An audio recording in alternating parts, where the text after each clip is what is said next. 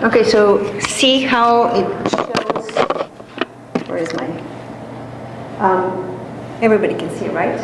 If you think there's the best way for it, look what is exiting, and then you follow down, and there are these two hairs come together. Usually they're more open and then kind of come together, leading through the smaller hole. They leave the skin through the smaller place. So they occupy more space underneath the skin than at the exit point. Once they exit, they can splay out again. Okay? So this is what you're seeing is they usually come kind of close together. This is why you can easily traceable. You can trace them from the top to the bottom. So you look there, it looks thick here. So if you think this is a one hair shaft, that means that there are at least two hairs here. See how the thickness is different? So always think, everything will be guiding you. So if this is a single hair, there are three hairs here. See how when the two hairs get on the top of each other, they look thicker. So that is a giveaway. There has to be two hairs here. So what I do is I look on both sides, and there are two hairs coming together. That would be considered as one graft. Here, how many here are we? Do we have a number here?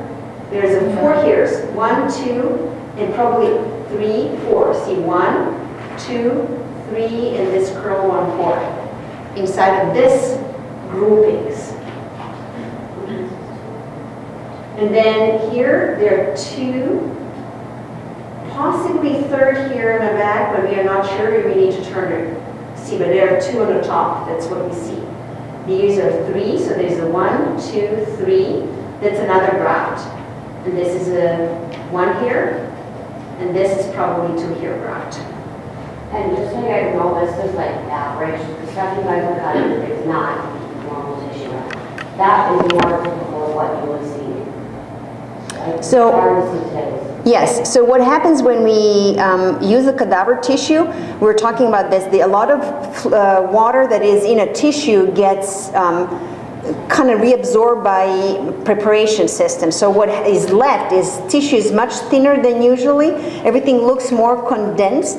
So, and usually who donates the body are the people who have no family, old people, usually white hair, no hair. So this is why whatever we have is the best tissue we can find. But it is, if you can do well with this tissue, then you're going to do really well with the real tissue. One just quick thing about follicular units, and I'll cover this in history of hair transplantation. The groupings of hairs are usually there's a blood supply that comes to the grouping of a hair. There's a group of sebaceous glands that look like a cluster of like a grapes around it. There's a muscle that holds that grouping, and if we preserve the groupings, hair survives better in comparison to cutting and splitting the grouping. It would be like a family split. They don't survive as well as held together.